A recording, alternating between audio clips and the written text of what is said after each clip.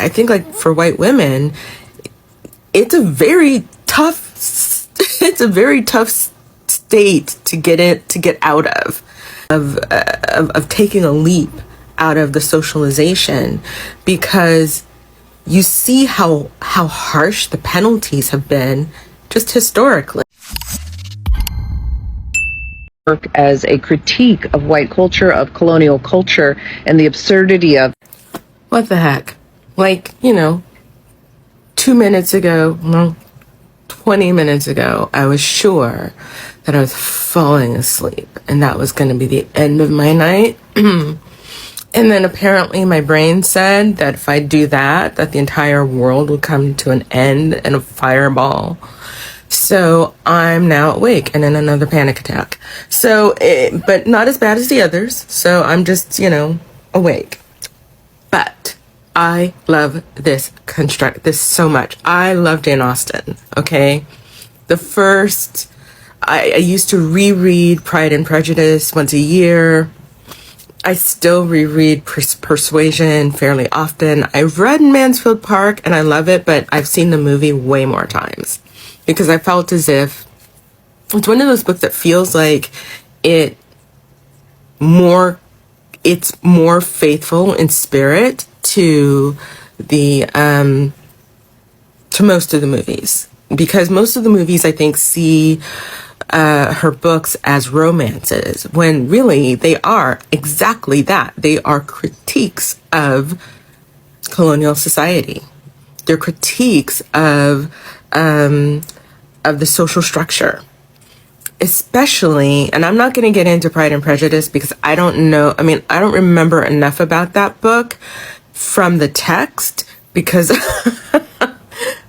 seen the miniseries way too many times to have a clear sense. But Persuasion and Mansfield Park are two of the ones that I have a lot of familiarity with. And we talk about white women and the hierarchical nature of the way things work. If we look at both the character of Jane Elliot, I remembered her name in Persuasion, and I am not going to remember the name of the character in Mansfield Park, which is driving me crazy because all I have to do is stop the video, but I'm not going to do that because I'm just, forget it. So the main character, the heroine of Mansfield Park, and what we see in both of them is that they are social outcasts. Jane Elliot is too old. She wanted to get married one time to someone who was inappropriate, for which she is still, in a way, being punished. She's still on the naughty step for it. And she's too old to get married, and it is just assumed by her family that her role is now to be auntie and sort of dog's body to do whatever the heck it is the family thinks needs to be done for whomever in the family needs it. And then you have the heroine of Mansfield Park, whose mother married outside of her social class for love, which, not the done thing. And this idea that they had that it was perfectly okay for the kids to be sick and starving because, after all, the mom should not have made the choice to marry this guy. And, in the movie, the guy's, like a drunkard and stuff like that. I don't know. I can't remember what he was in the book. But in any case, both of these women exist as outcasts. While technically being from, especially in Jane Elliot's condition, in Jane Elliot's shape, in Jane Elliot's something or other. There's a word that I was going to need. In Jane Elliot's case, she is an Elliot of Elliot Hall, which has a lot of social cachet, even though they have no money. What means a lot is the Elliot name. And yet, because she has aged out of the quote possibility of marriage And because the choice that she wanted to make was a sailor when the opportunity came around, she is ostracized. She is in a position basically of a glorified servant. She's essentially a companion, unpaid companion to her family who does whatever it is that they think needs done. And when it comes to of Mansfield Park, she is the daughter of a poor man. So her social, she no longer has a social standing. And one of the things I remember most clearly from the movie, and I feel sure it was in the book too, was when she was offered, when they decided to allow her to move to Mansfield Park for her sake because of, the family didn't have the money to take care of her. They had a conversation about trying to make sure that she understood her place, that she was not as good as the children of the house.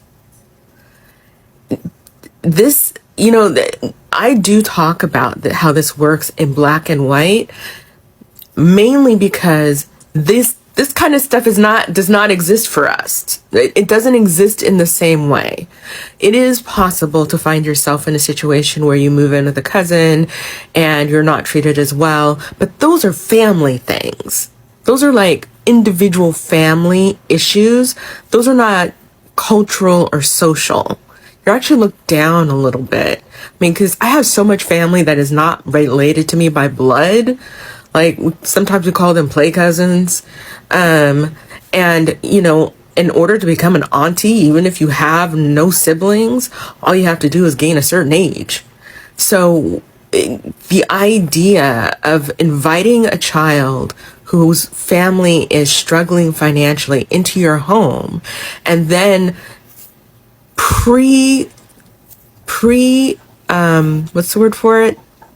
For murder. Premeditating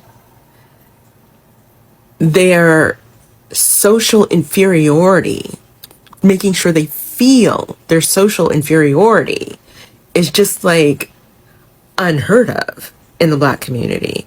And frankly, if you did it and people found out, people wouldn't think very much of you.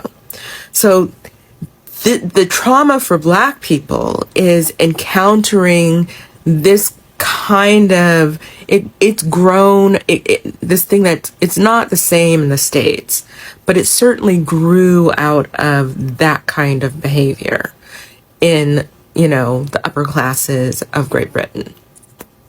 But yeah, as far as, I think like for white women, it's a very tough state to get out of, to decontextualize, to destabilize, to unstructure yourself from the idea of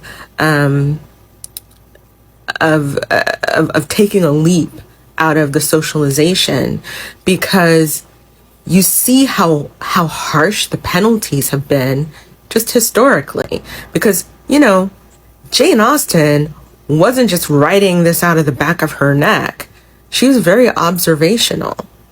And I am sure that when she writes about the social classes and the social structures and the hierarchies and all that stuff that she wrote about, and especially I'm thinking of Persuasion and of Mansfield Park, I'm sure that was the way things were. And they're not all that much better now. I mean, they are better, but we care, I guess, in white culture, they care about different things that they want to imprison you with.